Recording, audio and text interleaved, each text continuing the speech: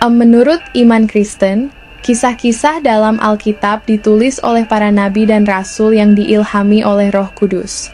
Kisah-kisah ini seperti tentang penciptaan, Nuh dan Bahtera, Abraham dan Yesus Kristus, dianggap mewakili rencana keselamatan Allah sejak awal. Sebagian besar tokoh Alkitab, Perjanjian Lama dan Perjanjian Baru, juga muncul dalam Al-Quran, yang menunjukkan bahwa kita memiliki akar sejarah yang sama, yaitu tradisi Abrahamik. Dalam Islam, kisah-kisah dalam Al-Quran diyakini sebagai wahyu langsung dari Allah melalui malaikat Jibril kepada Nabi Muhammad.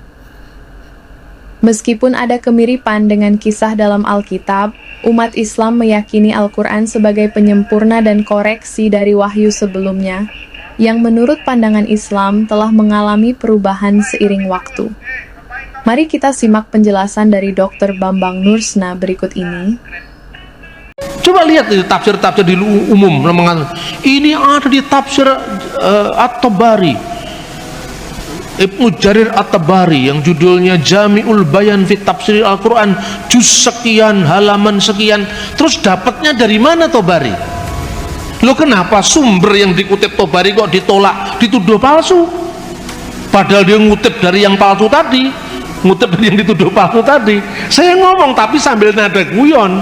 Nah, begitu juga bagi saya, Mormon itu tidak ada. Untuk apa Mormon itu?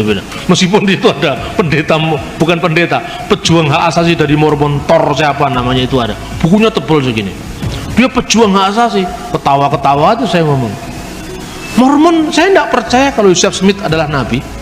Tetapi siapa yang bisa menolak keyakinan orang bahwa Joseph Smith adalah nabi? Saya nggak punya hak. Yang punya hak adalah Tuhan. Dan Tuhan aja mengizinkan kok saya menolak. Biarkanlah lalang itu tumbuh sampai bersama gandum sampai waktu menuai, saya bilang itu. Pada awal-awal pertama, banyak orang-orang Kristen yang disewa oleh tentara pemerintah Islam sebagai apa? Administrator, penerjemah, tabib, dokter istana. Nah, orang-orang ini pintarnya pemimpin Islam sejak masa Harun Ar-Rasyid. Bergerubak-gerubak manuskrip didatangkan dari India, Persia, Yunani. Isinya matematika, geometri, geografi, fisika, kimia, semua diterjemahkan dalam bahasa Arab. Ada ambil alih teknologi ke dalam bahasa Arab, dan kemudian siapa yang menerjemahkan? Orang-orang Kristen. Sampai pada masa dinasti Abbasiyah, zamannya Khalifah Al-Ma'mun, penerjemah kekuatan itu ada di tangan orang-orang Kristen Syria Timur. Di Baghdad dibentuk yang namanya Baitul Hikmah, ketuanya Hunain bin Ishaq, seorang anggota gereja Syria Timur. Itulah yang menerjemahkan karya-karya sastra termasuk teologi. Saat itu yang namanya Ahli Sunnah wal Jamaah belum muncul sampai dinasti Abbasiyah. Karena apa? Islam hanya punya kekuatan militer. Kalau dia mengatakan Allah itu memiliki sifat-sifat, itulah yang harus kita imani, titik. Tidak pernah bertanya bagaimana hubungan sifat Allah dengan wujudnya, dengan zatnya, tidak pernah. Baru itu dirumuskan ketika muncul gerakan Mu'tazilah. Karena pengaruh kuatnya filsafat Yunani, baru muncul Imam Asy'ari yang mengatakan asifatul laisatil dzat walahiyya ghairuha. Sifat Allah itu tidak sama dengan zatnya, tapi juga tidak beda dengan zatnya. Bagaimana itu? Bila kaif wala tasbih. Kita hanya bisa menyembahnya, mempercayainya, jangan bertanya bagaimana. Nah, itu mungkin yang melatar belakangi ojo kakean takon dosa itu. Bila kaif wala tasbih. Ya toh? Kalau kita lihat nama Isa itu sudah berbeda dengan nama standar di teks-teks Arab. Di dalam teks bahasa Arab, kebanyakan dalam Injil bahasa Arab tidak dikenal kata Isa, yang dikenal kata Yeshua, Yeshua Al-Masih, Yesus Kristus, bukan Isa Al-Masih. Dari mana ini kata Isa ini muncul?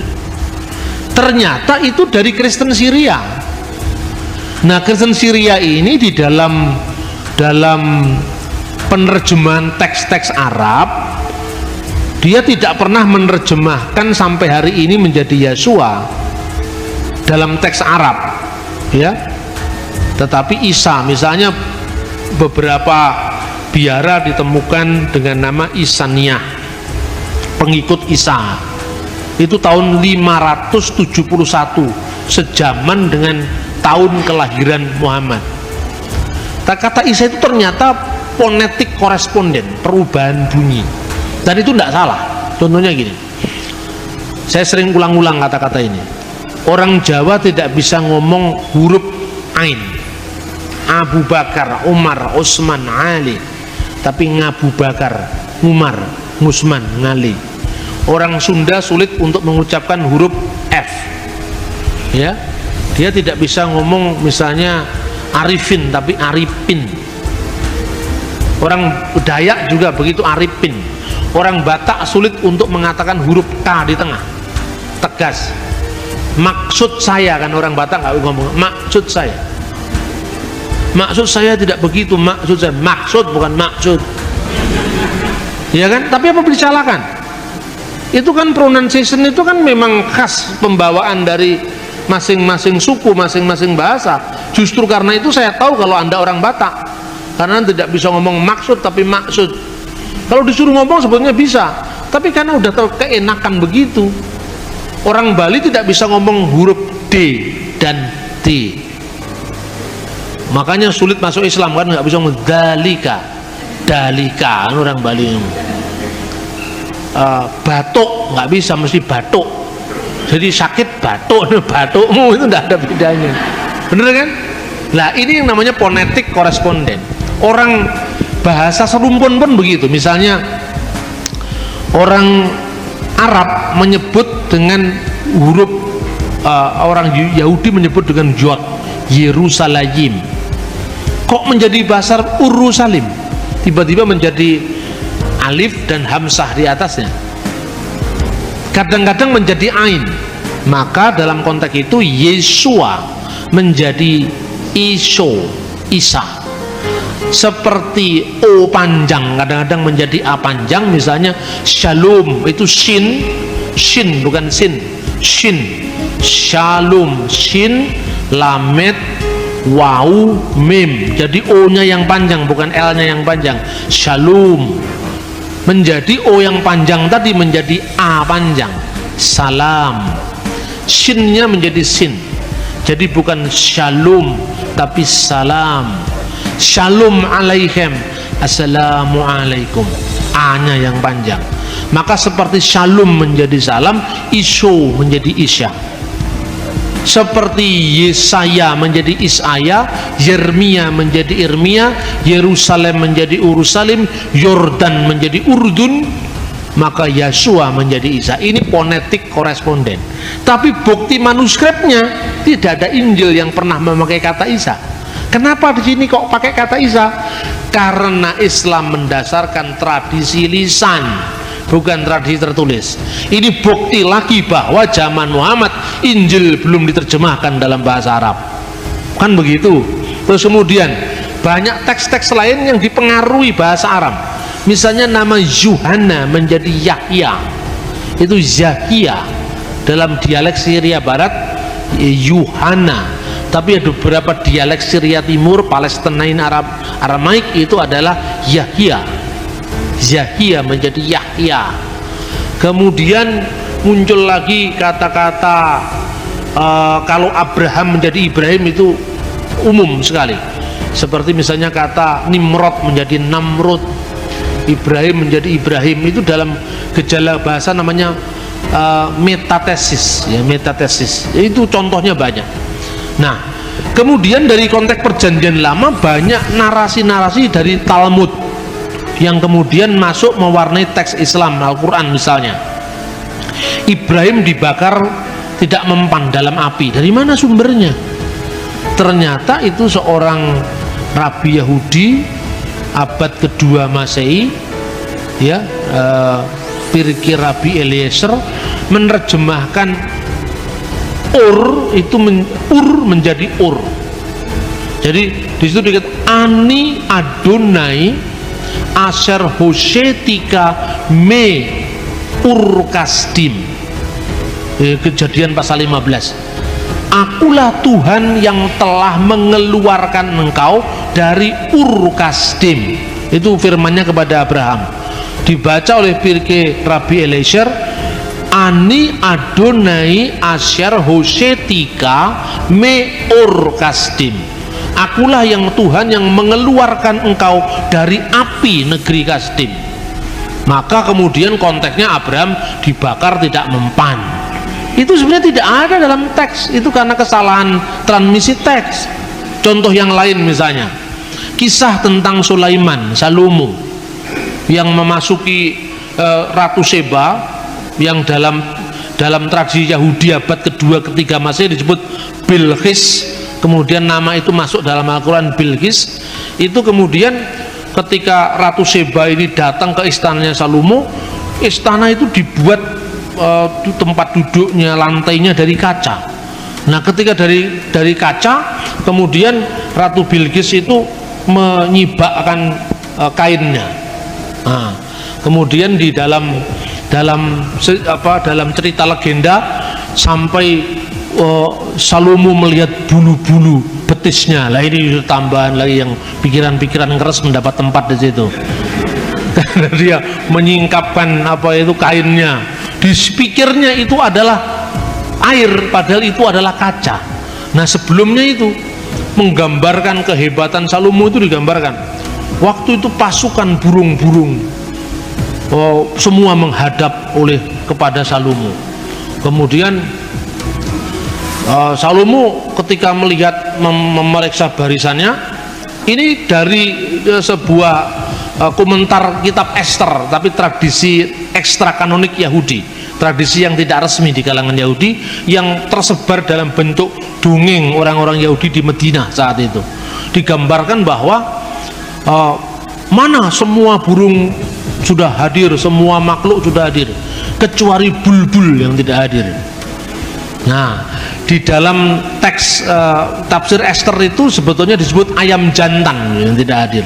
Tapi kemudian nggak tahu dalam konteks Al-Quran burung dengan ayam kan mirip. Lalu diartikan di situ bulbul. Bulbul di mana? Sulaiman sangat jengkelnya mau membunuh bulbul itu. Tapi tidak lama kemudian bulbul datang kasih laporan. Di muka bumi ini ada satu kerajaan yang belum tunduk pada Anda, yaitu kerajaan Seba. Ratunya seorang perempuan gini-gini. Nah, kemudian Seba pun akhirnya datang ke situ. Terus kemudian dalam itu menurut Targum Ester, ekstra kanonik, tapi dalam Al-Quran ditambahi pasukan jin. Nah, Anda teliti bulbul itu kata apa, pasti bukan bahasa Arab asli. Itu bisa dilacak.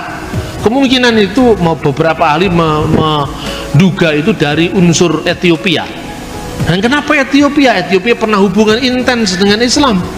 Raja Negus al-Asyam itu dari sumber perjanjian lama. Terus kemudian ada fakta-fakta kristologi yang dikaburkan.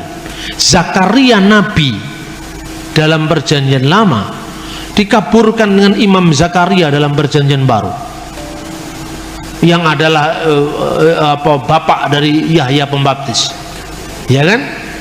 Kemudian Miriam dalam perjanjian lama yang saudaranya Harun dan Musa, anaknya Amram. Amram punya anak Musa, Harun dan Miriam kan, dikaburkan dengan Maria perjanjian baru. Sehingga ketika Maria membawa anaknya tanpa menanyakan, tanpa memberitahu siapa bapaknya Yesus itu, ya kan, itu kemudian ditegur oleh kaumnya. Versi surat Maryam, wahai Maryam saudara Harun, ya Maryam ukta Harun. Padahal ini bukan Maryam saudara Harun, ini adalah Maryam ibu Yesus. Kenapa disebut Alu Imran, keluarga Imran? Karena dianggap sama dengan Amram, seperti Abraham menjadi Ibrahim, Amram menjadi Imran. Padahal sebenarnya mestinya Ahlu Daud, keluarga Daud, bukan keluarga Amram. Karena Yesus bukan keturunan imam, Yesus adalah keturunan Yehuda. Nah, ini banyak fakta-fakta yang seperti ini sebetulnya lagi membingungkan. Makanya Hasan menjawab, Maryam disebut saudara Harun, itu Harun yang lain. Yang tempat lain mengatakan, karena di orang Yahudi nama Harun itu nama pasaran. Di tempat lain dikatakan karena dia beriman seperti imannya Nabi Harun. Nah, tapi kalau itu kebetulan, bagaimana kebetulan sampai 2 kali? Kebetulan itu cuma 1 kali. Maryam anaknya Imran dalam surat At-Takrim, dan Maryam saudara Harun 2 kali. Ini fakta-fakta sejarah. Kemudian ketika ditanya seperti itu, Yesus dalam kandungan tadi menjawab, akulah Nabi. Nah, akulah Nabi. Coba teksnya Anda bisa baca pada halaman 12. Diberikan kepadaku Alkitab, dan dijadikannya aku seorang nabi, dan dijadikannya seorang yang diberkati di mana aku berada, dan diperintahkan aku untuk melaksanakan salat dan membayar zakat selama aku hidup. Di sini kata salat ditulis dengan bisolawat wa zakawat, tetapi ini kalau dibaca dalam teks standar menurut vokalisasi yang diberikan tradisi Islam. Tapi di sini biasanya kata sholat dalam literatur hadis yang lebih mudah ditulis dengan shot lam alif tak marbutoh, bukan waw tapi tak marbutoh. Kenapa di sini sholawat bukan sholat? Pembacaan lain yang ditawarkan oleh orientalis bukan sholawat bacaannya, tetapi selota, karena itu pengaruh bahasa Arab. Begitu juga zakawat, ini bacaan teks Islam, jamak dari kata zakat. Kalau dalam tradisi yang lebih muda, za, kaf, alif, tak marbutoh. Kenapa dibuat huruf waw di sini? Karena kemungkinan ini diambil dari bahasa Arab zekota, zekota, waw. Zekota menjadi zakat, zakawat, kemudian shelota menjadi sholat, sholawat. Ini pengaruh bahasa Arab. Nah, tapi itu tesisnya siapa ini namanya, Luxemburg, yang heboh beberapa tahun yang lalu itu. Karena di situ ada kemungkinan besar misalnya bacaan hur itu artinya anggur perjamuan suci. Itu berasal dari surat-surat Mar Ifraim dari Syria. Tapi di situ hur dalam teks Quran diartikan seorang bidadari yang bermata jeli, yang tetap perawan di surga, nah, yang dikaruniakan kepada hamba-hambaku yang beriman. Tetapi tidak diceritakan yang perempuan dikasih bidadara, tidak ada, tapi yang laki-laki dikasih bidadari, kan begitu. Nah, ini teksnya seperti itu. Nah, ternyata saudara-saudara, berbicara waktu bayi ini tidak ada dalam tradisi tertulis abad Yesus, tidak pernah ada. Kapan mulai ada? Kan begitu. Ini ternyata berasal dari buku yang judul Injil Tufuliah, The Arabic Gospel of Infancy, Injil Tufuliah. Dan buku ini baru muncul abad ke-7, terjemahan The First Gospel of Infancy dari bahasa Suryani, bahasa Syria, abad ke-4 dan abad ke-5 diterjemahkan dalam bahasa Koptik. Bunyinya seperti ini. Dalam buku Yusuf, imam besar yang hidup pada zaman Yesus, sementara orang menyebut Kaifas, disebutkan bahwa Yesus berbicara ketika masih dalam gendongan dan berkata kepada Maryam ibunya, waqad qala, mana ini Yeshua takallama hainin kana fil mahdi wa qala li Maryam ummuhu ani anna al-masih ibnullah alladhi waladatni kama basyiru Jibril al-malak wa ani wa abi arsalni liqalasil alam. Sesungguhnya aku ini anak Allah. Kata ibnullah diislamkan menjadi Abdullah, hamba Allah, yang engkau lahirkan sesuai dengan kabar gembira dari malaikat Jibril. Yang engkau lahirkan sesuai dengan kabar gembira malaikat Jibril. Ini redaksinya persis dengan surat Maryam ayat 45. Ya Maryam, innallaha yubasyiruki. Kata basyara, basyara, bisyara, kabar baik. Yubasyiruki, telah memberikan kabar gembira kepadamu, bi kalimati minhu, dengan firman dari dia, namanya Al-Masih Isa putra Maryam. Yang memberitakan ini idsholatil malaika, berkatalah malaikat.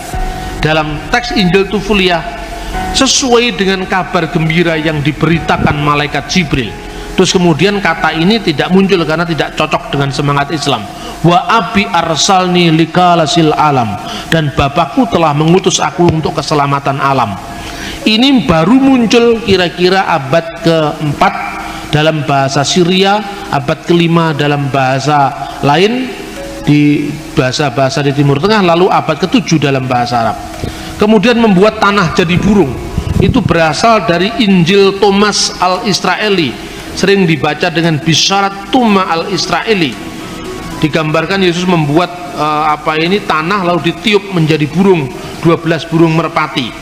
Ini kemudian muncul dalam surat Ali Imran ayat 49, ya, surat Al-Maidah ayat 110. Ini Anda bisa membaca ketika dalam ayat halaman 14 tentang masa kanak-kanak Yesus ketika umur 5 tahun membuat mujizat tanah menjadi burung pada hari Sabat. Nah, kemudian tentang Tritunggal yang dipahami Tritheisme itu juga bisa berangkat dari tradisi pagan Arab di Mekah. Nah, ini beberapa setting sejarah yang ternyata itu diambil dari literatur apokrifa. Nah, sekali lagi saya sampaikan kepada Anda, menyampaikan narasi seperti ini memang harus sangat hati-hati. Saya bisa ngomong begini di jaringan Islam liberal, tidak menjadi masalah. Tetapi saya akan mikir 2 kali kalau saya harus ngomong begini di forum-forum yang lebih lebih fundamentalis. Jadi saya lihat situasi. Saya pun misalnya ketika saya ngomong di kelompoknya Salihara, itu kelompoknya Gunawan Muhammad, saya bicara begini: tidak ada agama yang tidak saling meminjam tradisi agama sebelumnya. Saya memberikan contohnya dulu adalah kata sabat dalam bahasa Ibrani. Itu berasal dari kata sabatu, bahasa Akadia. Itu konteksnya dengan Dewa Marduk. Nah, tapi setelah saya menguraikan begitu, saya ceritakan, nah dalam Islam misalnya kisah Yesus bicara waktu bayi itu berasal dari buku apokrif. Buku apokrif itu kumpulan legenda-legenda rakyat yang kemudian ditulis pada kira-kira ratusan tahun setelah zaman Yesus. Bisa bicara waktu bayi, membuat mujizat tanah jadi burung dari Injil Thomas. Itu semua orang mendengarkan tuh sampai melongo begini. Nah, lalu pikiran dia, lalu kalau firman itu diartikan out of history, bahkan over history, turun dari langit, lah bagaimana itu kutipan dari dongeng-dongeng rakyat turun dari langit? Tapi kalau bagi orang Kristen dan orang Yahudi, wahyu itu kan bukan didikte malaikat. Jadi kalau kata sabat itu paralel dengan kata sabat, itu wajar saja, tidak ada masalah bagi kita. Misalnya Leviathan dalam kitab Ayub, itu kan naga laut artinya. Apa berarti bahwa orang Kristen mengakui tentang eksistensi binatang legendaris tentang naga laut? Tidak. Tetapi itu bahasa sudah diserap menjadi bahasa Ibrani. Aspek mitologinya sudah hilang. Contohnya misalnya Lukas pasal 1 ayat 78. Surya pagi datang dari tempat yang maha tinggi. Anda pernah membayangkan ketika membaca Lukas pasal 1 ayat 79, itu yang Anda bayangkan adalah Bathara Surya, bapaknya Adipati Karno? Tidak, tapi karena kata surya sudah diserap dalam bahasa Indonesia, sudah mengalami demitologisasi, bukan mitos yang dialihkan tapi bahasa atau istilahnya. Bagi orang Kristen memahami yang seperti tidak terlalu sulit. Karena apa? Wahyu bagi kita tidak turun dari langit, tapi wahyu itu menyejarah. Bagaimana hubungan Injil dengan kebudayaan? Kalau bagi Islam, Quran itu bukan hasil budaya. Kalau Injil, bahasa yang untuk menulis Injil itu hasil budaya, tapi pesan-pesan teologisnya itu dari surga. Surga kan tidak ada bahasa tertentu. Bahasa yang dipakai oleh kitab Injil, Taurat, semua kan bahasa manusia. Terus saya mau tunjukkan bahwa ada kontekstualisasi yang sangat indah antara budaya lokal dengan pesan-pesan ilahi. Contohnya, Alkitab sering menyindir dengan bahasa-bahasa plesetan. Mungkin tidak pernah ada yang meneliti fungsi bahasa plesetan dalam Alkitab. Pernah? Ada di Alkitab. Saya bisa mau tunjukkan kepada Anda. Contohnya, ketika Alkitab mengekspos Menara Babel, Waktu itu bahasa seluruh muka bumi ini satu adanya. Nah, lalu mereka mau ingin mencapai Tuhan dengan mendirikan menara, gitu? Untuk apa? Karena dengan menara itu dia akan lewat Babel. Itu kan sindiran terhadap agama pagan Babel. Dengan kekuatan sendiri mau mencapai yang namanya pintu ilahi. Bab itu pintu, L itu ilah, pintu dewa. Nah, manusia sudah membangun menara itu, akhirnya oleh Tuhan diporak-porandakan dengan pluralisme bahasa. Akhirnya mereka kacau balau, bukan Babel yang didapat, tapi Balel yang didapat. Balel itu plesetan dari Babel, artinya kacau balau. Katanya Babel, nyatanya Balel. Katanya mau mencapai pintu ilahi, ternyata kekacauan. Itu kan sama dengan parian bahasa Jawa. Jari ini bola kok ireng, jari ini sekolah kok meteng. Hubungan antara eng itu ada, l itu ada, itu sebetulnya ada dalam budaya Alkitab. Ini kan menarik. Ayo, pernah kehabisan bahan untuk ngomong budaya? Tidak pernah, karena Alkitab ini sangat kaya dengan itu. Tahukah kamu, banyak kisah dalam Alkitab dan Al-Quran ternyata memiliki kemiripan yang luar biasa. Contohnya, kisah Nabi Nuh yang membangun bahtera sebelum datangnya banjir besar. Baik dalam Alkitab maupun Al-Quran, Nuh adalah sosok yang taat di tengah generasi yang jahat. Kisah Abraham atau Ibrahim juga diceritakan di kedua kitab. Ia diuji untuk mengorbankan anaknya sebagai bukti ketaatan kepada Tuhan. Meski ada perbedaan dalam detailnya, pesan imannya tetap kuat dan menyentuh. Lalu Musa, pemimpin yang membebaskan umat dari perbudakan, juga diangkat sebagai nabi besar di kedua kitab. Kesamaan ini menunjukkan bahwa Alkitab dan Al-Quran lahir dari akar tradisi yang sama, tradisi Abrahamik. Meski keyakinan teologinya berbeda, kisah-kisah ini tetap memberi pelajaran penting tentang iman, ketaatan, dan kasih Tuhan. Mari kita saling belajar, bukan untuk menyamakan segalanya, tapi untuk saling memahami dalam kasih dan hormat. Dukung terus channel ini dengan cara subscribe, like, comment, share.